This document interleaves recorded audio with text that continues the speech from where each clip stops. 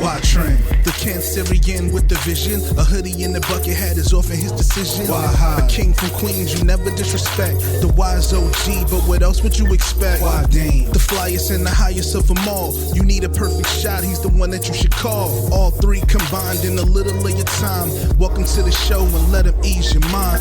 It doesn't matter when we are or where we are because we are. Because we are. Because we are better than Because we are. Because we are. Because we are. Because we are. Because we are.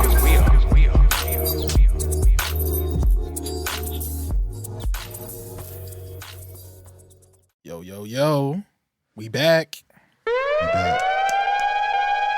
Welcome to the Because We Are podcast. Got a new, some new listeners, new faces. Yeah, but we're the same faces here, you know. Called out me that hot is in the building. Gabo _ in the building. Yeah. I'm Tren. We are the Because We Are boys. In case you did not know, happy cancer season. First of all, you know that's what I'm about. You know the Cancerian. If you haven't heard it in the theme song, the Cancerian with the vision. You know what I'm saying? The fly OG upside right there. Bro, coming in from I don't want to dox you. I don't want to do that again because you know it's different people here. But big Queens though. Big Queens. Knicks fan. And then the flyest to the highest of them all. Gabo _ checking in. What up? Big Miami. Miami's a big place. You might see him, you might somewhere not. In Miami. Good.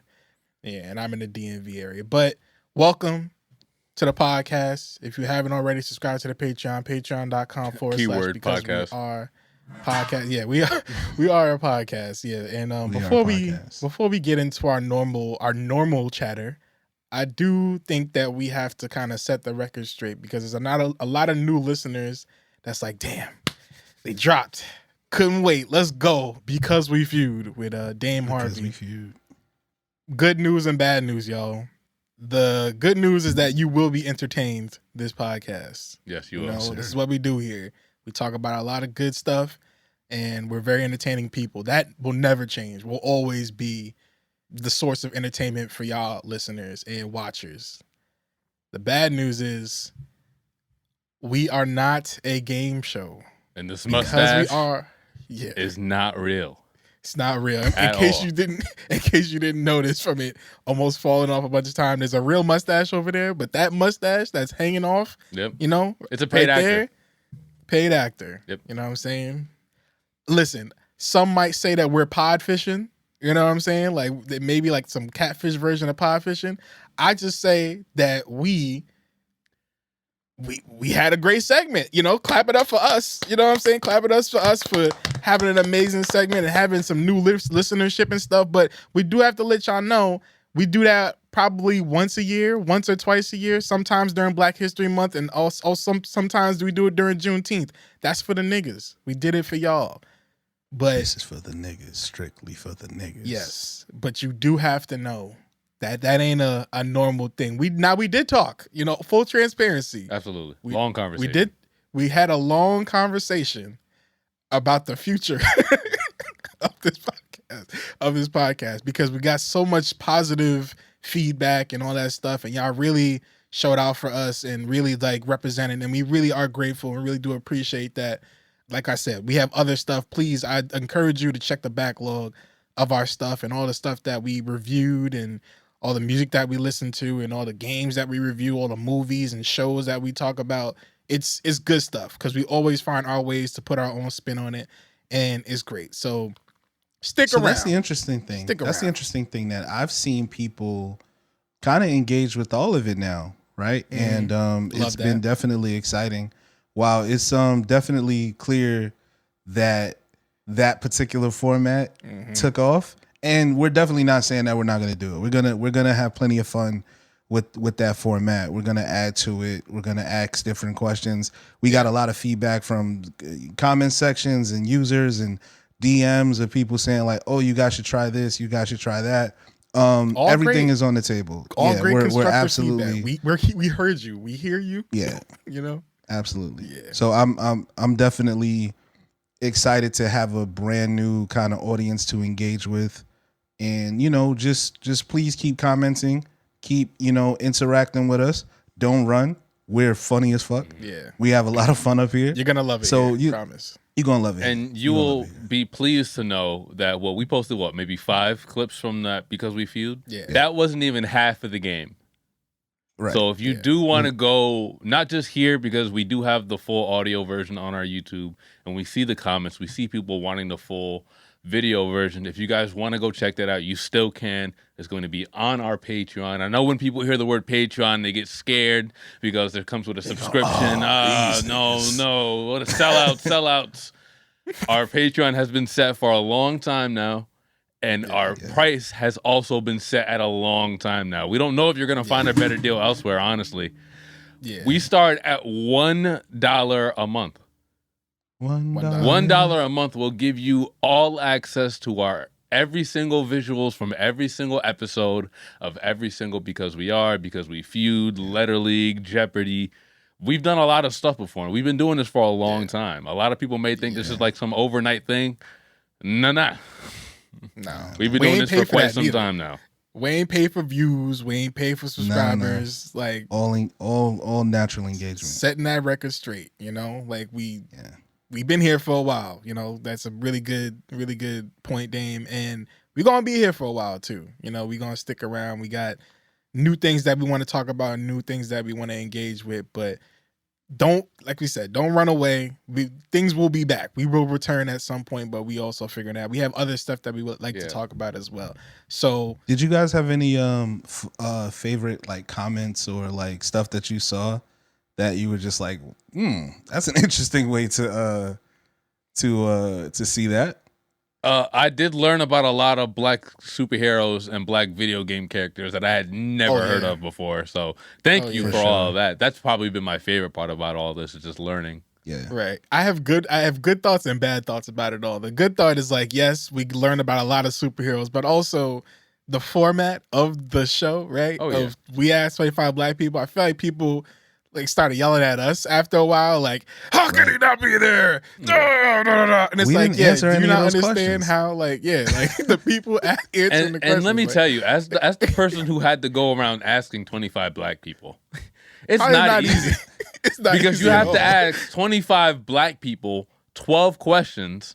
And you have to ask, and you have to expect 25 black people to get back to you at a reasonable time. So it's not easy. Which we're probably gonna find a better way to do that too later on, to give you, some. I mean, I have an idea. What I would like to do personally, for all the people that do, we will do this again in the future for sure. And I do want to make this easier on not only the guys but myself personally when it comes to gathering the questions. If you subscribe to our Patreon, I want you guys to be involved in the game as well. I want to just be able to survey you guys. And a little Vince McMahon moment here. If you're Caucasian, maybe you won't be able to participate in some of the surveys, but eventually, one day, when the category, we got a show for you. Yeah, we will have a show for you. I think subscribe to the somebody, Patreon. It's only $1, and you can be involved in the next Because We Feud for sure. Yeah, and it's gonna be great. I think somebody suggested we listen to Stone Temple Pilots or some shit like that. I don't remember exactly which one it was, but one of the comments was definitely like, "Oh, you guys should do this for white people too." And it's just like, look at you missing the plot, man. That's unfortunately. Yeah, and and here's my thing, right? I feel like each video we had great responses, but it also was mixed with a lot of people that were kind of missing the plot, especially on this latest one that we just posted with things found under a black kitchen sink. We didn't say only under a black kitchen sink. You know what I'm saying? We didn't say that you can't find this stuff under anybody's sink. We're just talking about things found under a black kitchen sink. And that's not an issue. Mm-hmm. You know what I'm saying? I got people saying, and I had no problem saying people, oh, well, I'm white and I had this under my sink too. The problem was the follow-up to that, which is, can I say the N-word now? No, I guess that means I'm black. I guess that means I'm black. I'm white as snow, but I guess I'm Nubian. Like, y'all was going way too hard. Y'all was going way too hard with that. You know what I'm saying? Some of it is funny, but YouTube has a lot of interesting people. But in closing on that, shout out to everybody that really supported us. We really did appreciate it. We had a crazy last week of just discussions and feedback and all that stuff that we got. If you haven't already, if you're listening now, you didn't catch us on TikTok or YouTube, go watch, go support there. Instagram, because we are podcast on everything, go support there. And of course, the Patreon, go support us there as well. Have y'all had any, I think the most interesting part to me was people hitting me up that never hit us up about this podcast before, talking about how, because we did reach a certain algorithm, right? Like we cracked through. There were people that were saying like, organic, it found, this person popped up on my algorithm, like organically. Yeah. That's in my For You page. Yeah, in my For You page, getting suggested. You may like this video, which was great. But also some people just like, come on now. Like, don't act like you ain't never seen clips of this podcast before until now. It did seem kind of like, I don't know, man. The internet's a really, really big place.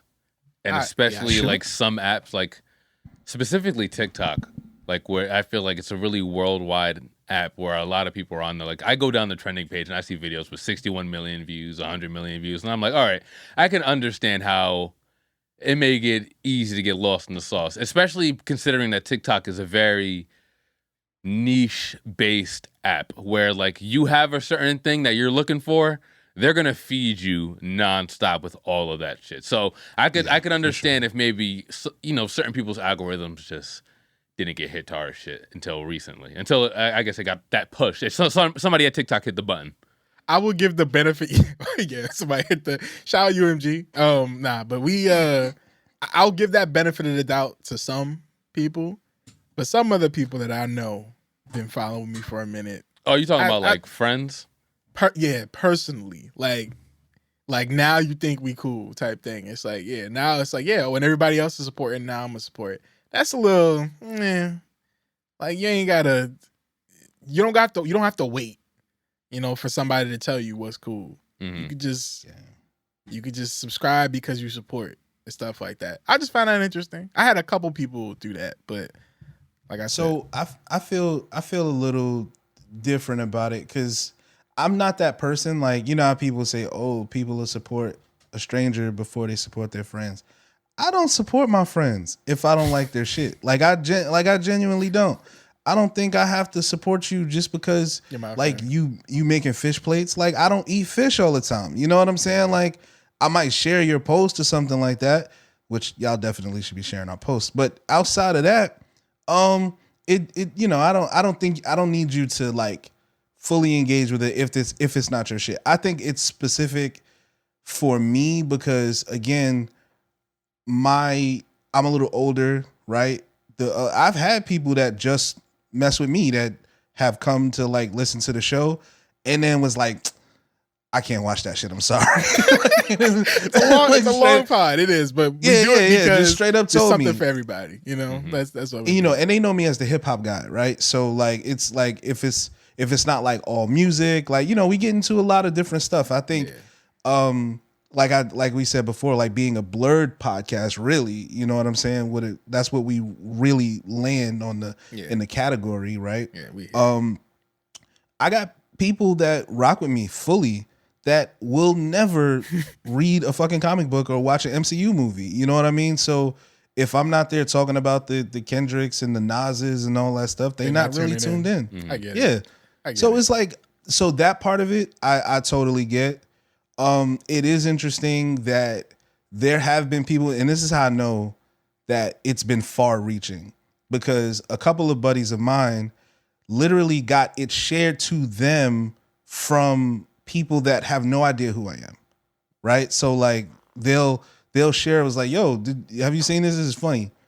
And they'll be like, that's my guy. You know what I mean? And like, sometimes that's like cool. And then other times like, I'm not your guy. I'm not your guy. Yeah.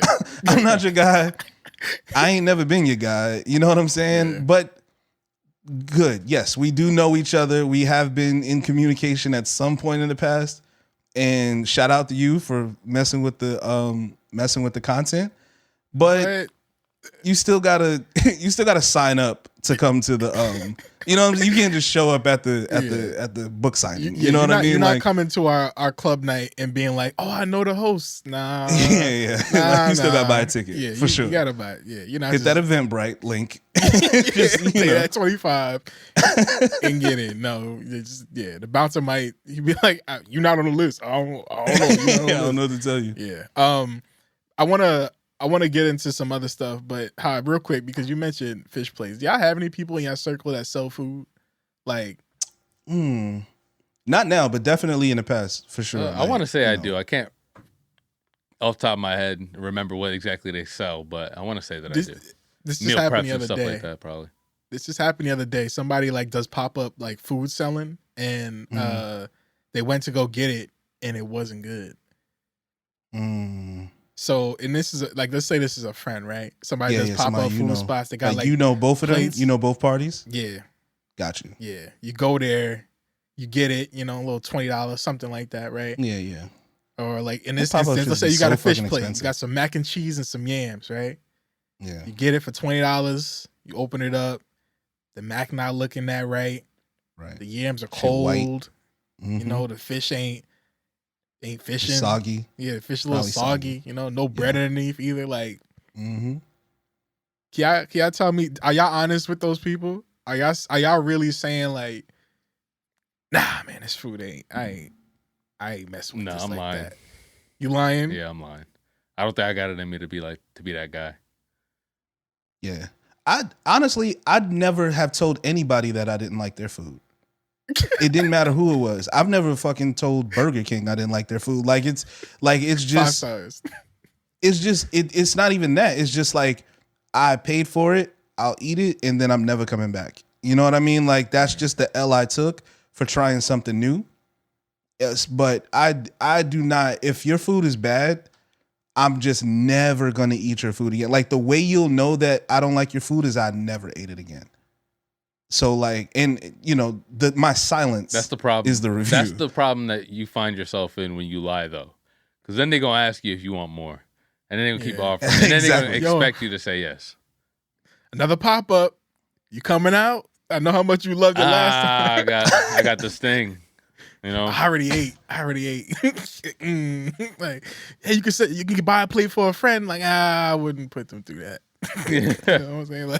Just things or that. Or you could just man, that's my stomach bubbling. Because I don't think having indigestion is a sign of the food being bad. You know what I'm saying? It's just maybe the shit just didn't rock with your stomach. Yeah. So you could kind of skate on that. Man, that it was good, but it messed my stomach up, bro. I can't really rock with that like that. You know what I mean? You could kind of skate a little bit. That's a good because we view question. Things that are better off deep fried. Is that too nigga-ish? That's what, bro. We will never have that question on the list until.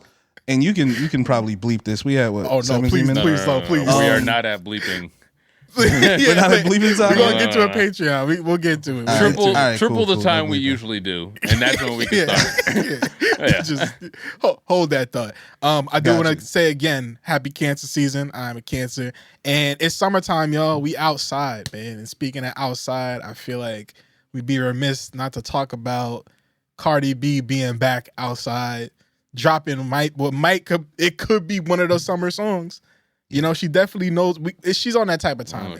We've been discussing what the song of the summer is. People trying to contend for it, but she throwing her hat in the ring by dropping a song called "Outside," which is, I guess, seemingly a diss record towards her. So that's the cool thing, right? Because she's definitely keeping the spirit of hip hop over the last 2 years alive, because this is definitely her like that, for sure. She's letting niggas know she's really like that, and I don't know if everybody's like that for real, because she's talking quite heavy on the record. Have you guys had a chance to listen to it already? I've only seen a snippet of her performing it. I haven't heard the whole song yet. Yeah, we're not gonna play it, but definitely go and check that out and come back. But I do wanna let's look at some of the lyrics, maybe. Yeah, that's what I was about to look up. Yeah. Oh, so verse 1, she already starts out talking about verse 1. Well, let's go wrong for wrong. Let's go lick for lick. If I can handle that, let me see you handle this. Do you how you do me? Bet you we won't speak again. Yeah, she on that type of timing. Favorite player from your favorite team? He in my DM. I'm so small and tiny. He's so big and tall. Might let him dunk this pussy like he dunked the ball. Wait, hold on. Yeah. Hold on. Yeah. Pause right here. Yeah.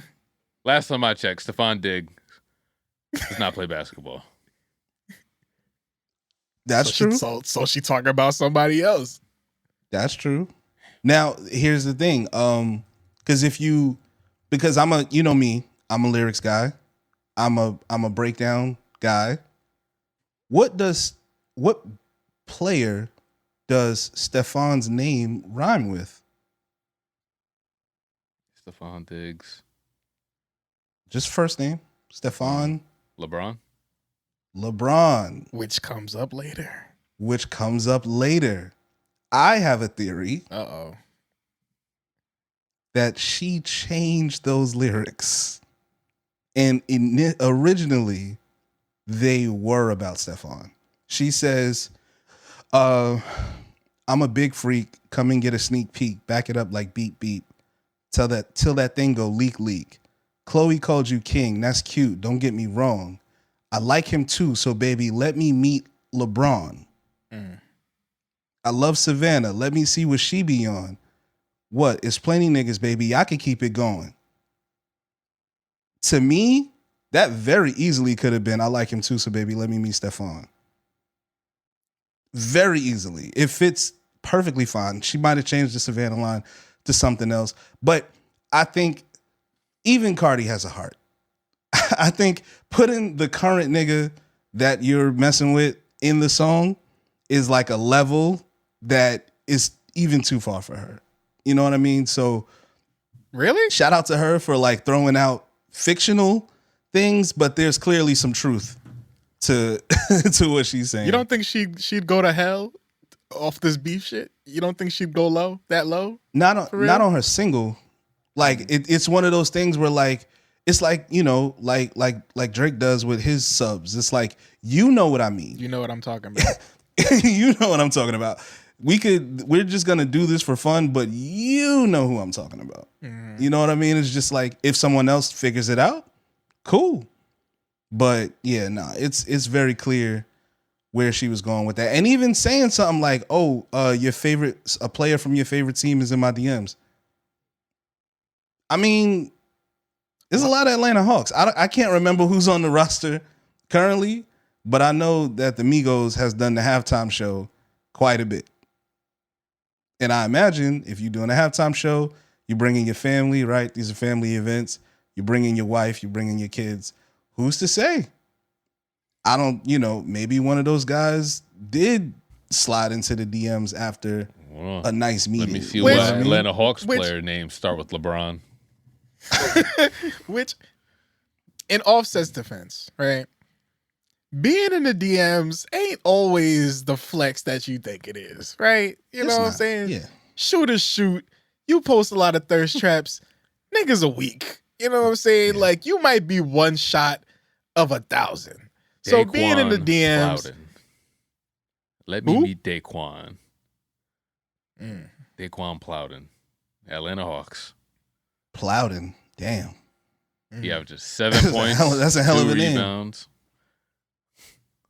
She and that's perfect for a verse, to be honest with you. I feel like if that was the person that I was messing with, you can't not put that name in the verse. And he's 26. It writes itself. It's right there, man. Yeah, it's right there. No, I don't think he balling. I don't think that nigga dunked once in the game. Yeah, I just can't see it. But she's small, man. She is 5'2". She's 5'2", 5'3". This nigga's 6'6". Okay. That's the thing, like, because I kind of have, and I want to get into that at some point. We ain't got to do it right now. But it's a lot of basketball players. Like, even though them niggas are scrubs, last man on the bench, he's the flyest nigga in his town. Like these dudes have a lot of money and a lot of access, and they're all 6'4", 6'5". And the chances are, regardless, your chick is choosing. You know what I mean? Like, just because even guys that you wouldn't imagine. Like, shout out the Indiana Pacers, even though I can't stand them dudes, but like Pascal is getting his work off. You know what I'm saying? Like, you might look at him and be like, nah, ain't nobody messing with him. Pascal is 20 million up. He's 6'8". He's a star NBA player. And yeah, when he steps outside, it's nothing but Giuseppe's and, Balmains and all types of stuff like that. So yeah, don't be in a room when Pascal Siakam comes in. Like, just don't do it. Yeah, he going viral right now, just looking up into the sky and his eyes is all white. People are already suspecting that they're doing some black devil magic. It's some devil magic going on over there. Something going on. Yeah, there's no way that this should have got to Game 7. I think y'all talked about this before this even started, that if it's OKC versus whoever, then it would be them. It'll probably be some sort of like sweep, or they would be the winners. So do y'all still think that? Do y'all still think they ultimately clutch it, or? I don't know, man. Nah, These too hard to tell now. These Pacers are fighting, man. Yeah, I just don't think they're gonna roll over, and I think people keep expecting them to roll over, and they just won't do it. So, and I've gained a lot of respect for basketball. I think the whole ratings culture, like, oh, this is the lowest rating NBA Finals since blah blah blah. I think that's a really overrated stat. Since when the fuck do we care about how successful these networks are doing, rather than the quality of basketball that we're getting? Like, when do we put that ahead of it? Like, when does that become the deciding factor, whether or not this many people are watching it in comparison to when LeBron or Stephon or Curry was over there playing? Like, it doesn't matter. They're giving us better games outside of 2016. But yeah. I do want to get back to the music stuff though, because Offset also dropped a record called Bodies with JID. It samples, who made that song? Let the Bodies Hit the Floor. I can't remember who made that song, but it's like a famous song. Everybody knows SmackDown versus Raw. It's a very famous song. Everybody knows Let the Bodies Hit the Floor. Everybody knows that. Even if you've never even heard a rock song, you probably have heard a reference to it. Let the Drowning Pool is the name of the band. Yes. Drowning Pool, the name of the band. Very classic, rock song. Offset dropped this song with JID. I'm reading the lyrics. They don't look like he's really out here, shooting at Cardi as much. He is not. But ultimately, I think this song ain't gonna be getting the same play that Outside got. It is not. Yeah. I think it is interesting that he did try to step on her single release, because I think, the talk has been that she's been very scared about like dropping a single and dropping the album. So apparently the album is turned in, right? She did report that like sometime last week. Album was turned in, so maybe we get it by the end of the summer, depending on how they want to do the rollout. But for him to try to step on the record and then end up getting stepped on anyway, like not even just by her, but by the feature on your record. I keep saying this. What did JID smoke him? Like just rap bars wise, or did he diss him? He smoked. He bars, smoked him? Just bars. Yeah. I mean, that's kind of like a given, right? Like who? Yeah. Like there's not many people that can out rap Jid on a record. You know what I'm saying? Like in that sense, if you get on a record with Jid, then you better come to like rap. It's like the whole Pusha and Travis thing, like that we're gonna get into in a little bit. But like, it's a different level to rapping, right? Like you do one thing, I do kind of another. I don't know how many people are looking at Offset for just like his rap style. He makes like good party records, right? Like I don't know if he's like really looked at as like the pinnacle. Well, when he was rap. Given what he was being compared to, but when he was in the Migos, that's what everybody was looking at him as. Like they gave that party label to Quavo. Takeoff was always the underrated one, but Offset was the one who was like, oh yeah, you got to really listen to what Offset's saying. Like he's really spitting. And I don't know, that just necessarily hasn't carried over into his singles career outside of maybe some features here and there. Yeah. Honestly, Offset is a really, really good rapper. It's just it just the conversation becomes different when you got some of these guys that are like super lyrically dense. And like, yeah, Offset might be the nicest rapper in the room with Quavo. Yeah. He's not gonna be the nicest rapper in the room with, JID or Dot or, just some of these other guys that just like really, really take bars and like putting together words extremely seriously. Mm-hmm. Yeah. One thing I will always give Offset though is that like whether or not his songs become hits and whether or not you hear them outside, his songs are very quality for the most part. His features are good. Yeah, hell yeah. His songs are good. Whether or not you want to call them hits or not, so be it. But there's that middle ground is always acceptable, and that's cool for him. He has a song making ability. Like I heard him on the Calvin Harris album, and he was sounding pretty good. So it's like he has multiple sounds. Yeah, multiple talents. But thoughts and prayers to them. While we on this, we didn't write it in the itinerary, but how do y'all feel about the Will Smith song that's been going around? I think his attempt, because you guys heard about what he did recently, right? He kind of just gave everybody the stems and was like, "Hey, make your own remixes." Because that's kind of heat. Didn't hear about that. That's kind of it is. But here's my take on it. So somebody also recently, I think maybe a couple days before that, reposted the song. It was like, "Hey, I sped the song up like 2.5 times speed, and it sounds so much better." 1.25 speed or something. Yeah, like and it sounds so much better. It sounds like a completely different song. The song itself is ass. The original is Buns, Ass Cheeks. I didn't hate it, but I think it's awful. I didn't hate it.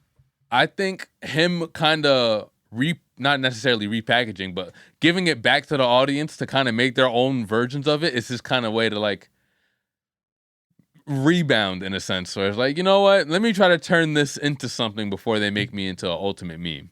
Because that's what he was on the way to becoming, a meme. Yeah, after that freestyle that he did. I forgot where he did it, but that, Oh, that one too, yeah. Say I'm an action star. I still think he ate yeah. I still think he ate that. Maybe not that part specifically. What did he eat exactly? What do you mean? He said, "I bite off more than I can chew, and then I chew it." That was I fucked with that line, bro. I thought that was hard. I can chew, and then chew. Then I chew it. It's just the delivery, bro. It's just.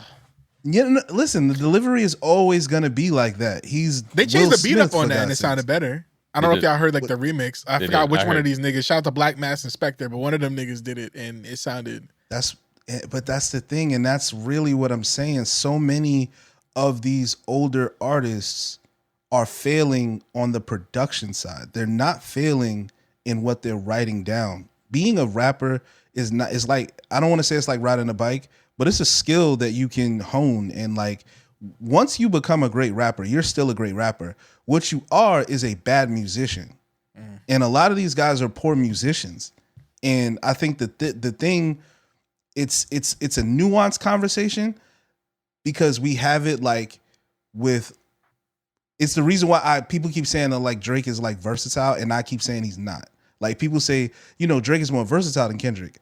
Drake is not more versatile than Kendrick as a rap artist. He's more versatile than Kendrick as an artist, but it's a lower quality. Not even that, as just like a song, maybe like a song. I'd give him that as an artist. As an artist? I would say as an act. Like, okay, so like people say artist, and I think what they mean is act, right? I think they mean like as a brand and as a performer. Okay. So he can definitely do one person's art is a lot more just yes, and that's really where I think if being able to sing doesn't make you an artist. Like let's just be clear. Just that's not necessarily what I mean when I'm like, oh, he's that what. I don't think that's all people mean when they say he's versatile. Maybe some people that are a little bit more dense, but he also writes. He also composes. Yeah. He also helps with production. He also executive produces. Like he's a great artist. But does he? So here's the thing: does he play with scales? Does he play with like different chord structures? Like when you talk about musicality, right? The difference between Beyonce 10 years ago versus Beyonce 20 years ago when she was just doing Crazy in Love, those were simpler songs to do. It's songs that Beyonce does now that nobody else could possibly do because she just does them at a certain level. And honestly, it's that line that Kendrick said, even AI got a problem cloning Kendrick, right? Because some of the stuff that he does is so incredibly dense that you couldn't possibly recreate it. Whereas I've written verses as Drake. Like there's a formula that's kind of like a 2+2, whereas Kendrick's formula has a bit more parts to it. Yeah. So and he's doing that within the fucking like framework of rap, So again, the guys to me, like that's why I love guys like Nas. That's why I love guys like Jay. Even though Jay has a great track with Slick Rick.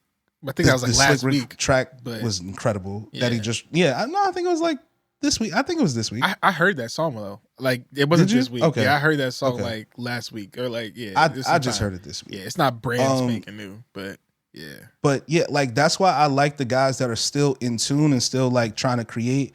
And that's why you gotta tap in with like a Hit Boy like Nas did, or you gotta tap in with a like Pusha T and No Malice going back to Pharrell. Like tap in with some musical guys. Don't just go on YouTube and type in Lil Wayne beats and then just come out with some generic sounding shit, because it's going to sound generic. And you can't just wave hop like Homeboy did on his last project, where he was doing records with Yeat, where he was just rapping like Yeat, or doing songs with Cash Cobain, where he's just rapping like Cash Cobain. That's not versatility. That's not originality. And I like to throw this into the, and damn, I'm gonna let you respond, but I like to throw this into the loop a little bit of pick an artist, right? That in your head, just pick an artist, and would you want to be in the studio while this artist is working? What does that look like? What does that sound like? What is that experience like? You know, and that's what I think the difference is when you're thinking about like artists who have a lot of versatility and what their talent, what they bring to it, right? What can they do? What are they bringing to the table? Like not just having like a bunch of people around that can also give them ideas, but how much weight are they lifting off of everybody else's shoulders? Like a producer could come in and work and like give good beats and give some direction and stuff like that. Right. But what is the artist coming in and doing when they get to that studio? And would you want to experience that? Is it worth it? Or is it just everybody else kind of working as a collaborative team? Both things are probably like worth watching, but there's one that's just like, I needed to be in the studio when that shit was getting made. Yeah. You know what I'm saying? Like, I would have loved to see what Sam I Dot would have been like. You know what I'm saying? What that experience being in the studio was like. So that's all I'm saying. Dan, do you have any closing remarks on that whole thing before we get into the next thing? I don't. To respond to that, I don't want to say. I don't necessarily think that Drake is that type of artist where he's just like, he pulls up to the studio, 40's there.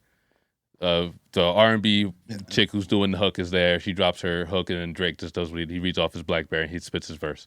I don't necessarily think that's. I've seen, and I really don't want to sound like I'm really caping for him, because ultimately, like I said, I think Kendrick is a better rap artist. I do think Drake is versatile. Would I say he's more versatile than Kendrick? No, but in the terms of like the grand scheme of things outside of just rap, I think Drake is a better, if not the same on par artist as Kendrick. Outside of whether you want to call it just musically, what he could do creatively with film, TV, production. I've seen studio footage of Drake. I forgot what song. It might have been Closer to My Dream. I don't remember what song it was, where he laid down the vocals for the reference for the girl to come in and do her part. So it's not like I don't think he just comes in there, lets everybody do their work, and then he does his shit. Like it's just like a ready-made product. I think he's very hands-on. I think his relationship with 40 isn't necessarily just a you do this, I do this. I think they both help each other very much, which is why I think 40 also has some writing credits in Drake's songs, and Drake vice versa has some production credits. I think there is a lot of back and forth. I think Drake has learned a lot from 40 and vice versa. And I think that we laugh at some of the Latin stuff that he like the Meet Your Padre shit. Even before, speaking before that, even the stuff that he did with Romeo Santos, whether or not you want to get him for how he spoke Spanish or his accent and stuff like that, he sounded great on that song. And I'm not going to sit here and say, oh, Kendrick couldn't do that, like, because it's not Kendrick's sound, of course, like, so whatever. But Drake is versatile. Kendrick Spanish showing the collard greens. But he's not getting on a song with Aventura. You never know.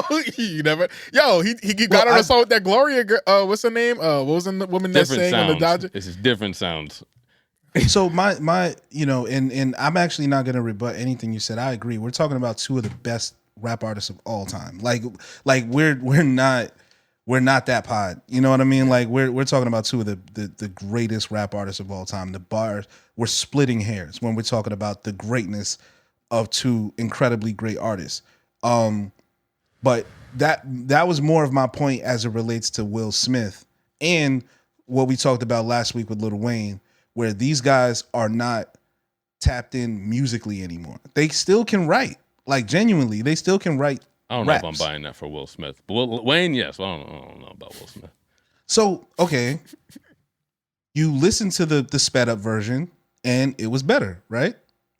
It sounded better as like a song just to like go out and I'm at like a beach club. It's not a song I'm going to bump anytime other than like in a certain situation. But he's 50 something years old. Like maybe he's at more beach clubs than you are. You know what I'm saying? Like he's not, I don't think he's trying to get the club. I don't think he's trying to turn Blue Flame out. Do you think that Miami song is a good song? That song that he made, Dame? Yeah. From back in the day? Yeah, absolutely. back in the day. Yeah, it's the same song. It's basically, it's the same song to me. It's the same. Look at the lyrics put it for in both of those. Look at the thing. lyrics for both of these songs. You cannot tell me that they're the same. Let me pull up the lyrics for the I Like They're Pretty both Girls party song. songs. This one's for the songs. I like Pretty Girls. Is a great hook. Listen to the original. That song is not made for the clubs. That sped up shit that somebody did on Twitter, they could probably play that somewhere. But this original for I Like Pretty Girls, you're not playing this anywhere. Nah, you playing it at fashion shows. I said I saw the vision. That's why I said I like the original. Like you can see where that's gonna be played. Like people gonna be listening to that song. The girlie's gonna be eating that up. It's great. It's a gives you a great feeling. I feel like that's just ass. It's good energy. In my opinion, that shit is you think ass. You don't gotta wait in line tonight. You too fine for the line tonight. 5 + 5. You a dime tonight. It's a full house. You play your cards right. Hell yeah. I'm gonna post your pic if you pose. Make one phone call. You in Vogue. Head, shoulders, knees, toes. Hold up. Hell yeah. Wait. Pose. Yeah. Yeah. Get the fuck out of here, bro. I think he's just having fun in there. You're hating. That shit is hard. Like yo, bro. This like literally. This is me, bro. If okay, I'm a big Will Smith fan. Yeah. Notably, right? But I don't know. I think I could be. I think I could be objective if I thought it's. I think it's also about expectations. Like, what do you expect a Will Smith song to sound like in 2025? Nothing. I don't expect Will Smith to make music in 2025. Sure. I kind of regret not putting it on my label. I'm not gonna hold you. That would have been some great scoring points for sure. It would have acting. He's had Bad Boys just came out. I mean, not just came out. It came out after the draft, but still. Yeah. Timeless. I agree. And this feels like a little bit of get back for that Red Table Talk. You know, I Like Pretty Girls. Like he wilded in that music video. Hey, shout out to him for having actual old bitches in the video. Yeah, age appropriate. Like shout out to him for not having some young boppers. 17-year-old Ruby Red. That'd have been a bad. Right now, that'd have been a bad look. That'd have been a bad look. That would have been crazy. Shout out to him and having some age appropriate women in his video with their floral dresses, you know what I'm saying, and their deep red lipstick. You know what I'm saying? Like shout out to him. You know, again, that's my unk. I'm unk to the young boys, but like that's my unk. So shout out to Unk and Auntie still outside, you know what I'm saying, having a good time. I love Will Smith, but that's not it. All right. That's peace. That's peace, man. To my point of people that you want to be in the studio for, I got some sad news about a recent drop that happened because two people that I'm sure most of us here would want to be in the studio to watch create, Erykah Badu and The Alchemist, have just dropped a song from, I think, a collab tape that's coming out soon, produced by The Alchemist, of course. Sadness? The sad news is that there's heavily use of AI in their music videos, and it's not even good AI. Yeah, you know what I'm saying? I mean, some people may argue there's no good AI, but this shit is very inconsistent. The visuals suck, right? I'm not really crazy about the song. The song, it uses a sample that I've heard so many different times. I think Al has probably used that sample a couple times in beats that he's already done. But it just doesn't feel like a song that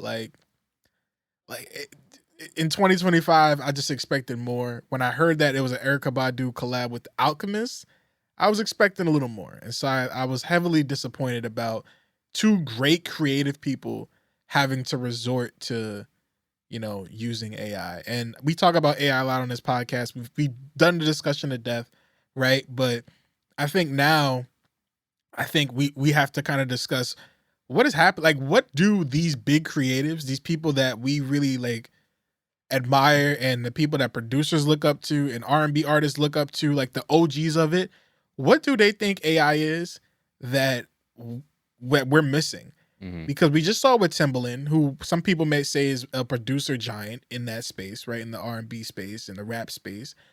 And then we got Erykah Badu, who is probably like the queen of neo soul, right? And the Alchemist was one of the people that people go to. He's one of the greatest producers that we've heard. And they're just like allowing stuff. Like, you would think that much creative juice is flowing between the two of them and their entire teams. You wouldn't have to do that.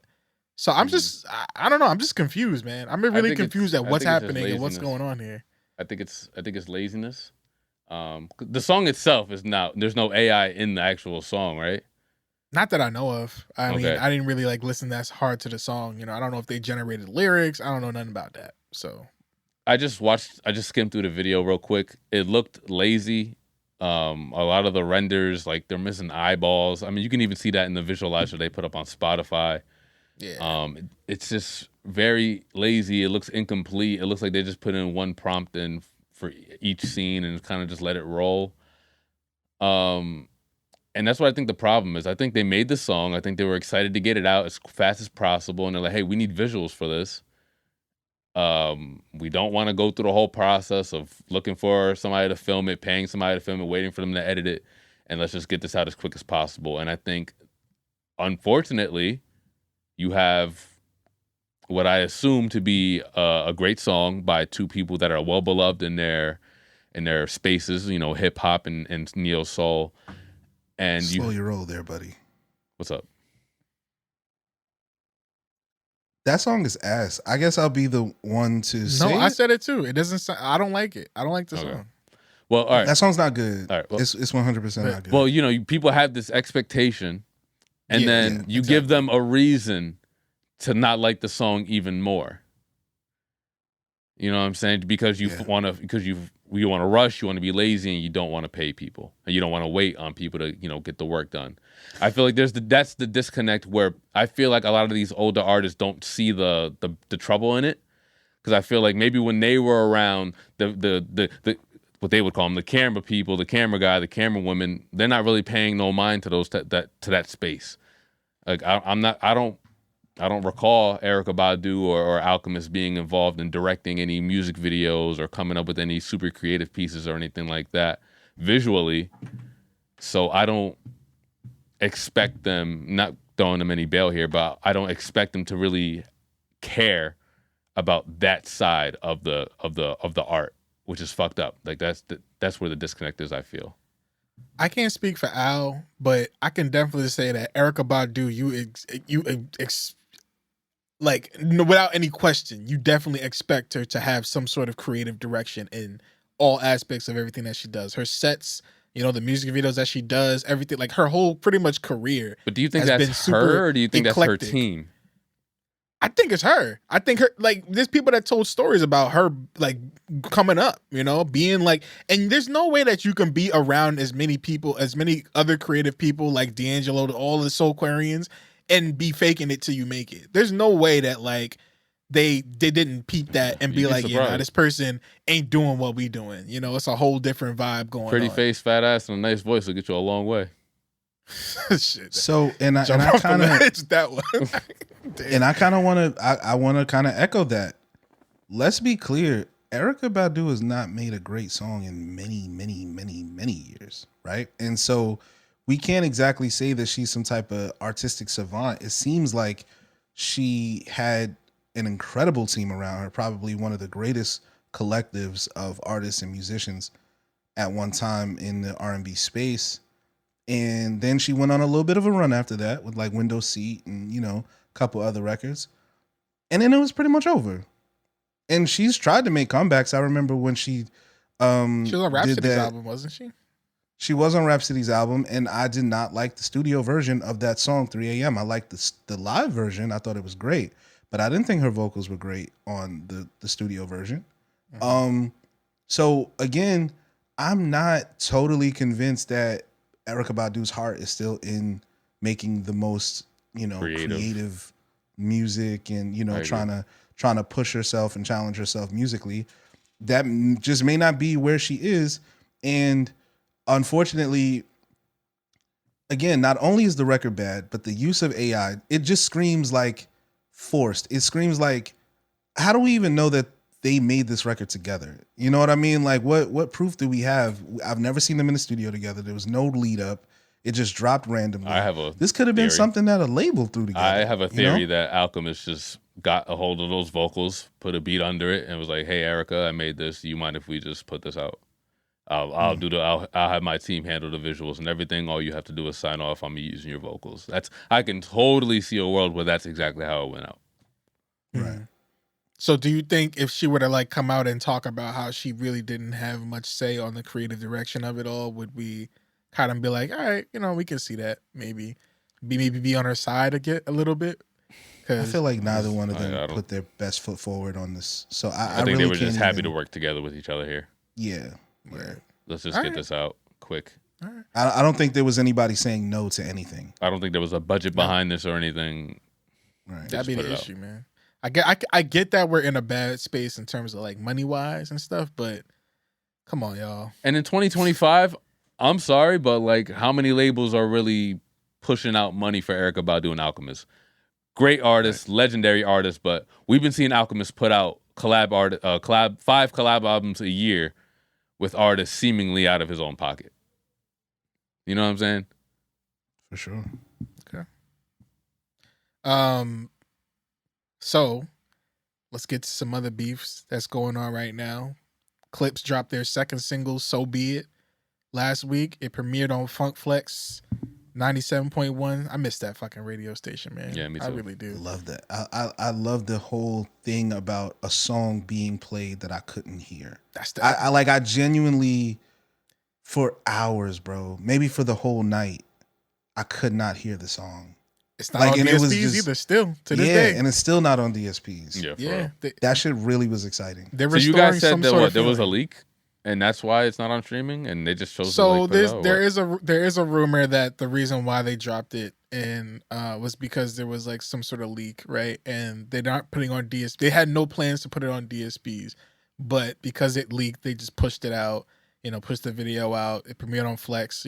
That's why they were like, all right, let's just get this out. If it's gonna leak them, we might as well just get it out on our own terms and not fuck up the plans. But I'm not entirely sure if I believe that fully. I definitely think that the whole Flex thing felt intentional, right? Yeah. So yeah, give me your thoughts. I listened to the song. It definitely is. I've talked about how Pharrell really hasn't had that many great beats that I love by himself, outside of the Neptunes as much. But I'd say from the 2 songs that I've heard so far, I definitely think that he's killing it. I mean, he has good stuff on It's Almost Dry as well with Pusha by himself, but I could say he's doing good things from what I've heard so far from this album, between this, Ace Trumpets, and the other track that I know is coming out, which is rumored to have a Kendrick feature now, the Chains and Whip song. Yeah. He's doing pretty good, man. He's doing pretty good, and I'm really excited for this album to drop. But let me know about this. How y'all feeling about this new track?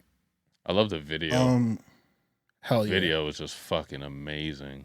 Seemingly all shot on film. It just it's hard to tell, bro, is it just is there a backdrop? Are they just filming in front of a backdrop, or is this just does it just look like this? The shot of Pusha in the back seat of the car, or the passenger seat of the car, and they're driving past the shrubs in the background. It's bro, that just looks so unreal. And it's such a simple shot. You don't no grand view or anything, but it's just so damn crispy. The shadow work on that the sky, the moving sky in the back. Video for me, yeah, so good. Artistically, it's really, really pleasing. Not just the music, but the visuals as well. I think there's a thing that happens, man, and especially with Pusha T. Pusha T has an incredible ear for music, like an incredible ear. I think the content of his like solo music and even the music he mixed with Clipse has kind of like rocked people to sleep about the level of, again, as it relates to musicianship that is involved when he's making these albums. Because I do think he's the driving force. Obviously, Pharrell is putting together some incredible production, but I just, too consistently, Pusha T has some of the most incredible rap beats I've ever heard.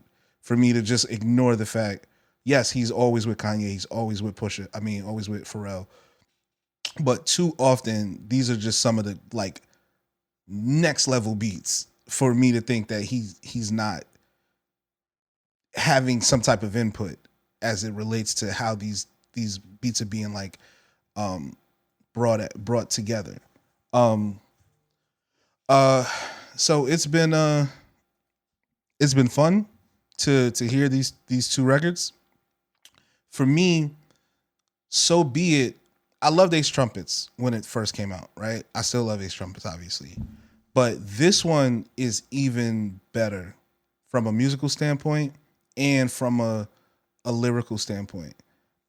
The one critique I have with Pusha is that slow flow can almost be like too slow and like too intentional. What he did on So Be It with that particular tempo was just, I love the Biggie influence. You can hear the Biggie influence in it, in the way he chops his words and where he places his syllables and stuff like that. The flow is incredible. There's bars in there that like literally took me a few listens to truly like pull apart. Yeah, that whole can't wrap your head around that. That was like just one of the many things that Malice had there. Also, I want to mention that he changed his name back from No Malice to Malice. Yeah. Really? No, it still says No Malice, but I see because people I see Malice. I see Malice on DSPs and places like that. Oh, is it on the DSP? I only see Malice. I don't see No Malice anymore. On Spotify, it's Malice. Oh man, that's dangerous. Yeah, as a street nigga, that's dangerous for everybody. I know what that bro. means. Yeah, for sure. As a nigga from the streets, yeah, but it's something. It's something for that. Catch $150 like each Pirelli. I get 8 of them. Call me Andretti. If I'm not in the telly selling the Yeti, then I'm twirling your bitch like she in spaghetti. Heavy. Oh my Lord, bro. Yeah, man. It just like very, very dense bars. And again, not a lot of drug talk. Some drug talk, but like mostly just really high level MCing over some of the most glorious production that I've heard in a long time. Yeah, it's they going in, and I love it, man. I'm ready for it. Did y'all hear the last part? I want to talk about that last part of that song where the beat kind of, there's no drums no more. It's just like, kind of the beat kind of drops out a little bit, and he's just talking directly to one person who everybody now has put together that he's talking to Travis Scott. And now we talking about potential beef rising between the two of them, which I don't know if I want to see that. It might not even be like a beef. It might just be, I'm telling you, what I'm saying? Like, this ain't for you to respond to. I'm just telling you what it is. So I'm gonna read it real quick. Putting my 2 fingers on your nose. Yeah. Like, don't do that again. Yeah. So Push goes on verse number 4. You cried in front of me. You died in front of me. Calabasas took your bitch and your pride in front of me. Her utopia had moved right up the street, and her lip gloss was popping. She ain't need you to eat. The net gon' call it the way that they see it, but I got the video, and I can share and AE it. They wouldn't believe it, but I can't unsee it. Lucky I ain't TMZ, so be it, so be it. This is culturally inappropriate. See, threats like that, man. Like, this is why you don't play. This is why you don't play with everybody. Yeah, man. This is why you don't just play with everybody. You know what I'm saying? Like, I want to ask Dame a question. What up? Because a lot of people aren't understanding. Even I'm looking at the lyrics, the Genius lyrics, but I got the video. I can share and AE it. He means After Effects, doesn't he? I thought he was referring to the news network. AE. Yeah. Okay. Because that's like celebrity. That's like celebrity news and shit like that. He said AE and also TMZ. Is that not a reference to like, do people not call After Effects AE? They do. I mean, it can be. It could it. potentially be one, but maybe it could be a double because entendre. I just think because when I think about it, so like imagine what hour are we at? I can't. We about to head off. This is the last. We about to head off. Okay, so if there was a tape to leak, right? Yeah. And it was to just hit the internet, that's one thing, right? Some amateur video type stuff. But if y'all recall, like during like the Paris Hilton, Kim K era, there was like logos, there were like credits. You know what I mean? There was like a title screen, One Night in Paris. You know what I'm saying? Like it was like a whole thing. So when he says I can share and AE it, I genuinely think he means that I can make it a whole movie. Like it's enough in there to like where it'll be an entire like, you know what I'm saying? Like production. You know what I mean? And I don't know what he says, what he's saying he has. I don't know if he's talking about crying. To edit in After Effects. Yeah. Yeah, I feel like. True. But just like logos and like, and you know, again, I don't know. Some people said it was something about the really trying to take us back to the 2000s with that shit. You know, dropping a sex tape like that. Yeah, you know, in that capacity, it's kind of the actor. Well, the singer Cher is dating an artist named Alexander Edwards who is called AE. Yeah. Oh, that's a. I heard that. I seen that too. Triple entendre. Could be. Bruh, he's one of them. Yeah, going crazy. I definitely think. Do Cher and AE have a sex tape? Well, they have a 40-year age gap. Damn. I can share and AE it. Just like Travis. Yeah. How old is Travis? So that's right. So what could he mean by that? I don't know. Quadruple I'm not willing to speculate. Damn. I'm not willing to fully speculate, but you know, there's definitely some room. A lot of there's some room there. And I also, just really quick as an aside, when people talk about records and rap songs not having like replayability, I think they miss the fact that having to listen to a song multiple times to understand it is also replayability. Yeah. Right? So people say nobody's going to the studio and saying put on that Clipse. They don't have to. I'm going to sit down and listen to that same song like six to 8 times, and I'm gonna be watching dissect videos. I'm gonna be looking on Genius for the lyrics. Like it's gonna create engagement. So this idea that because the record is not danceable and they don't put it on in the club or at the you know in the car, that it doesn't have any replay value. Of course it does. I listened to Ace Trumpets like 15 times that day. Yeah. Like just that day when it came out. Just that day. So, this song was on streaming, I would have played it a lot more. Yeah, for sure. Yeah. So again, there's room for what we're talking about versus what people would like the conversation to be about. There's room for rap songs that are dense with dense lyrics and dense meanings to have the same type of impact or more impact than some of the more TikTok dances. You know what I mean?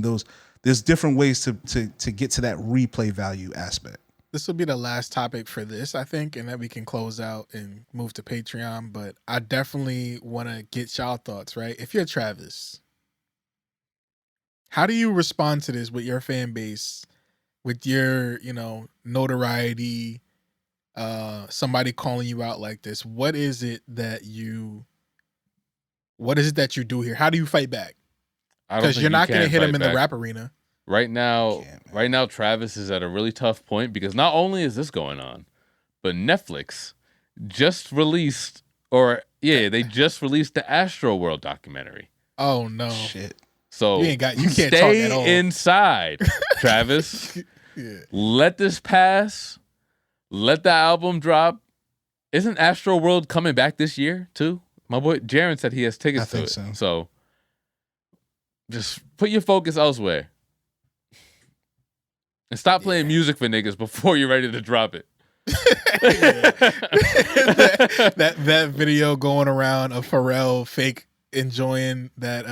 Man, you got to be careful who you have around in these studios, man, for sure. Can we just give that like 60 seconds? Yeah, go ahead. How do y'all feel about that switch side and shit? Like, you know, the at least the accusation. Like Buddy definitely had. I don't want to speculate about just the. Let's set the table real quick. So yeah, Push was in an interview. I think it was with GQ, right? I think he did like a couple interviews, right? Or was it? He's just been GQ? Doing interviews left and right. Yeah. So he was talking about how Travis pretty much he doesn't like Travis because Travis plays both sides too many times. He did it with Kanye when Drake was over there dissing on Sicko Mode, and he did it with Meltdown when Drake was on there talking shit to Pharrell, talking about I melt down your chain. Did it with Drake and Kendrick when he was on stage with them niggas.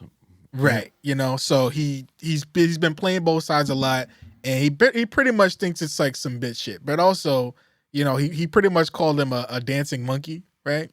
Yeah. Which hella hilarious, right? I know Juneteenth was just yesterday, but yeah.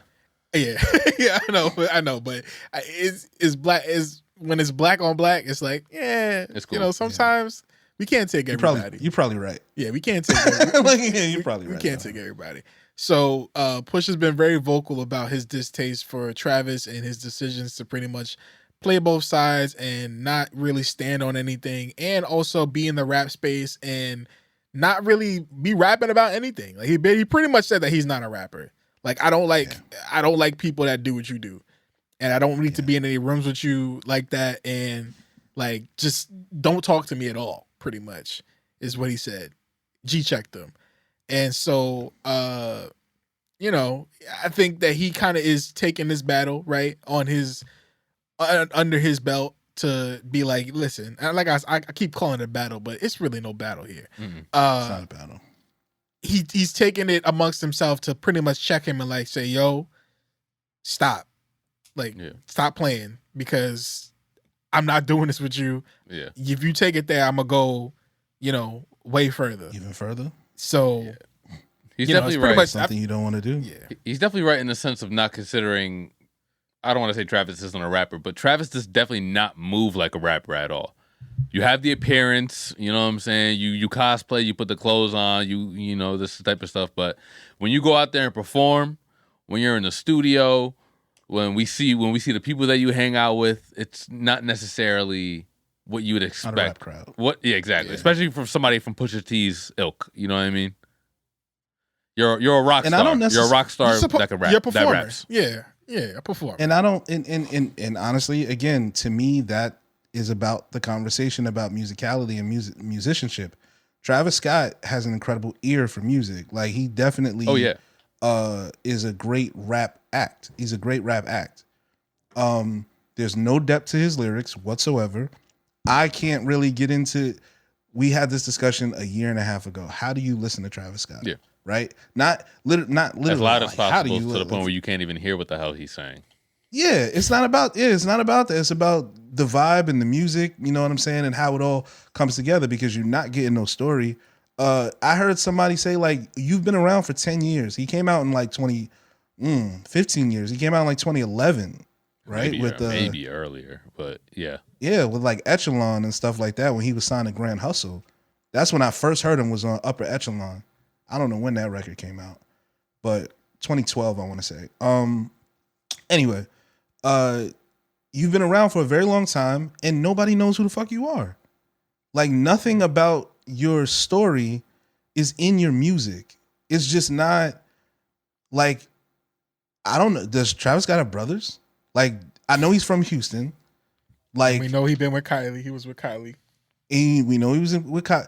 Because here's the thing. When Travis Scott first came out, he wasn't even there were stories about him stealing music from artists in Houston, right? So like the concept of him being a guy who will do anything to be in the limelight has held true. So I just thought he's pushed so far past the you know, that barrier that people have just had to accept him because he's a superstar. But yeah, a lot of these guys are truly just like about being famous and you know, just being stars and not necessarily providing the art with anything tangible. And I would say that about Travis. And yeah, so Pusha T is not going to look at him as someone that can talk to him, But Pusha T is going to do it the way he's going to do it. And maybe Pusha T doesn't get to do Coachella. Like Travis is going to get his get back, but I don't want to hear no Travis Scott songs where he's talking about Pusha T. Travis is going to do what any of these other people with young fan bases do, which is, I'm too big for this. You know what I'm saying? Like, do what you do. I ain't responding to you. Like, irrelevant, you old. Like, has Travis been in any rap beef since he's gone mainstream? I'd say, let's say since like Rodeo. No, not a drop. Yeah. Which is interesting because you've been in the middle of a lot of wars and you keep coming out with your shirt clean. That's I find that interesting. Yeah. This goes back to that conversation that we had about rap beefs. It's off the wax. Yeah. This has been that conversation. I know Tory Lanez was about to beat his ass randomly. That one time. I don't remember. But we had this conversation about rap beefs. You cannot be in this rap space unless you battle tested.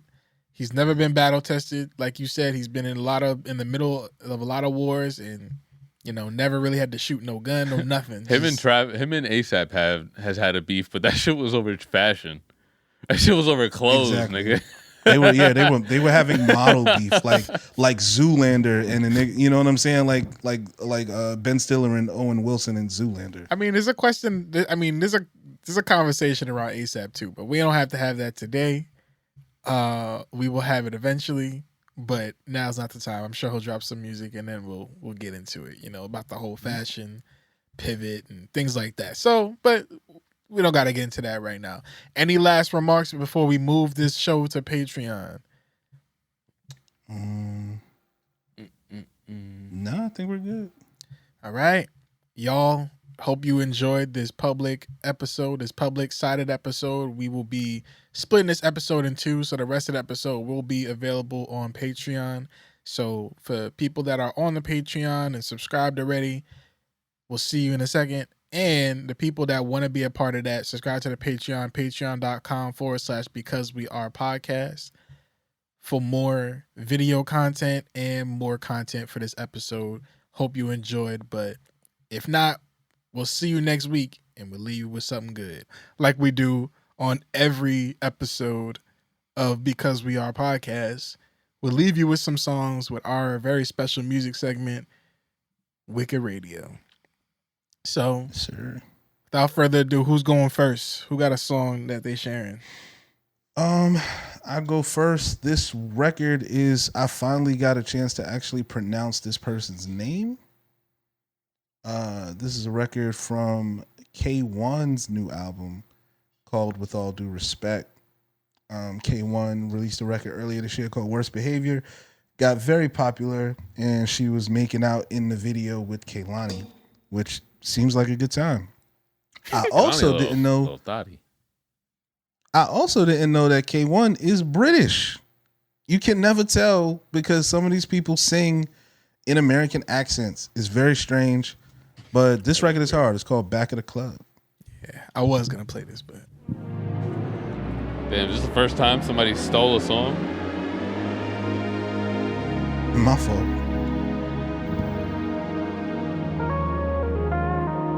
Did you pronounce her name as K1 or Queen? I thought it was Queen.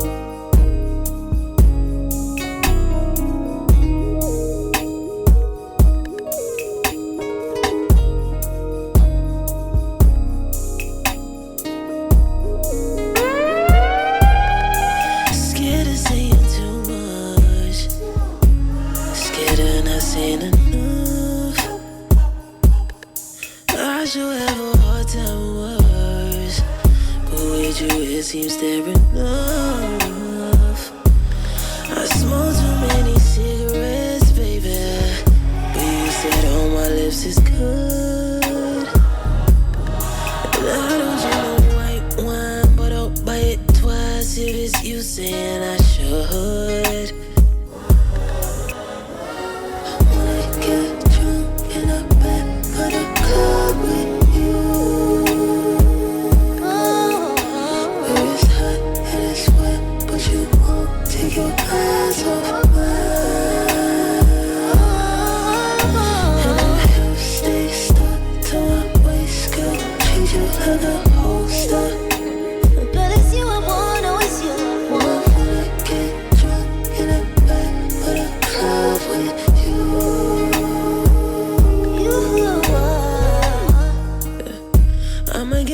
wish that this might just be our 9th round. Girl, you know damn well I don't wanna leave this club.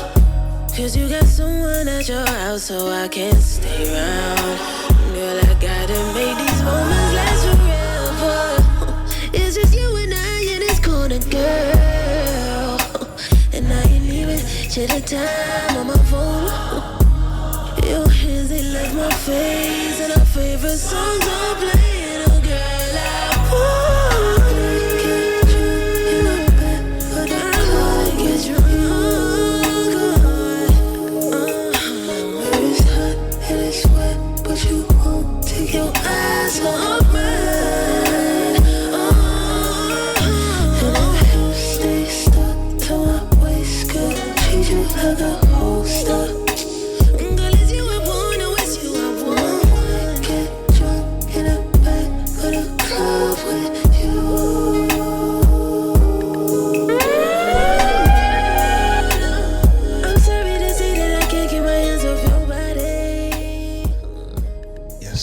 Sir, that was K1 with Back of the Club from her new album, literally dropped today, With All Due Respect. So I lied. I think I first pronounced it as Coon or Cone or something like that when I first heard the name. Jesus Christ. I didn't know. I thought it was like Queen. Jesus Christ. I didn't know. I didn't know. I'm sorry. Dame, All right. what's up? So I'm going to be playing a song by an artist named Sosocamo. I hope I'm saying that right. I might not be. This one is called There You Go.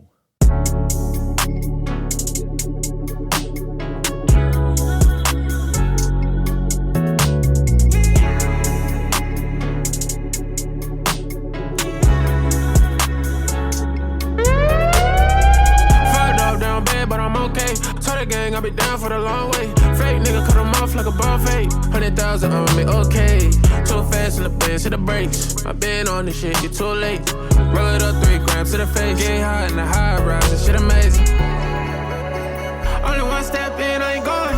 Been up, yeah, they already know it. Few bands on me and now they know this. Blow a bank on them, that money falling. Got that paddock on me, that money calling.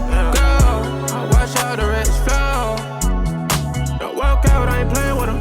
200,000 when I'm ran with it. They see a nigga in the land with it. No, you can't understand it. Keep running up the bands on him. Outside I'm on 10 on him. Oh, God, I can't wait on him. Damn, what I hit the hate on him. Throw a few bands on him. Say it, I stand on it. Open the can on him. Spin back, we gon' hold you for ransom. Put a bag on him, that's all from Panama. Stars on the roof in the Phantom. Quick 20 bands on the red on them. Left from a red, no, they can't call me. Pop out on the boys, I'm a soldier. I'm pulling up for a dying sober. Rookie of the year, like I'm a kid. Throw it up, yeah, my niggas got aim. Run it back up, I promise. Niggas be mad, I was just being honest. Walk out, made a nigga pull that bag out. 3, 4 niggas smoking no astronaut. Only one step in, I ain't going. I'm doing up, yeah, they already know it. Few bands on me and now they know this. Blow a bank on them, that money falling. Got that paddock on me, that money calling. Go, I watch out the rest flow. Don't walk out, I ain't playing with him. 200,000 when I'm ran with it. They see a nigga in the land with it. No, you can't understand it. Keep running up the bands on him. Outside I'm on 10 on him. Oh, God, I can't wait on him. Damn, what I had to hate on him. Don't walk out, I ain't playing with him. 200,000 when I'm ran with it. They see a nigga in the land with it. No, you can't understand it. Keep running up the bands on him. Outside I'm on 10 on him. Oh, God, I can't wait on him. Damn, what I had to hate on him.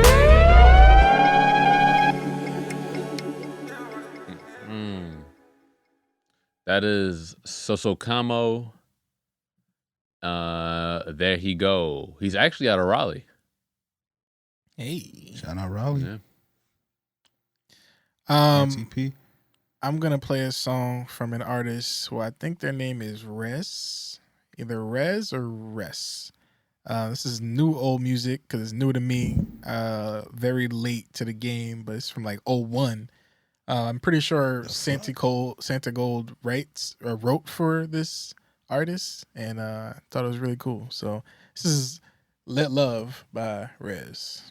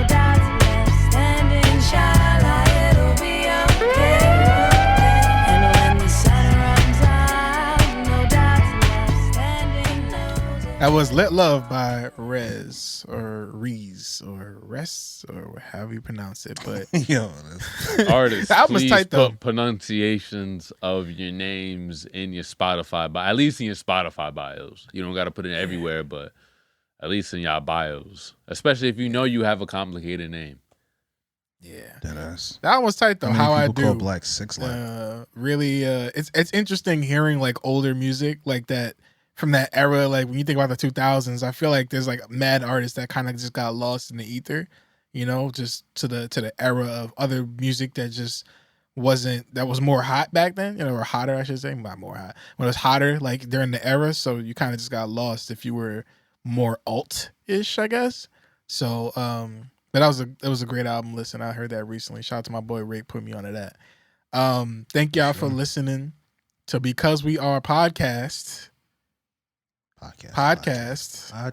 Sorry if you felt like we podfished you, but this is the show. This is what we provide, and hopefully you stick around. Subscribe to the Patreon, patreon.com/Because We Are Podcast. If you're not here already, and we will catch y'all. Well, if they're listening to this, then they are. Yeah, if you're listening. Well, no, Wicked Radio is going. You know, we put that at the tail end. Yeah, so you know how it goes. But yeah, join the club, yo. Welcome. Stick around. We're really cool, really interesting, and dope people. So hopefully you enjoyed this. Welcome to the show. We'll catch you next week. Hopefully. Peace. And happy belated Juneteenth. Yeah.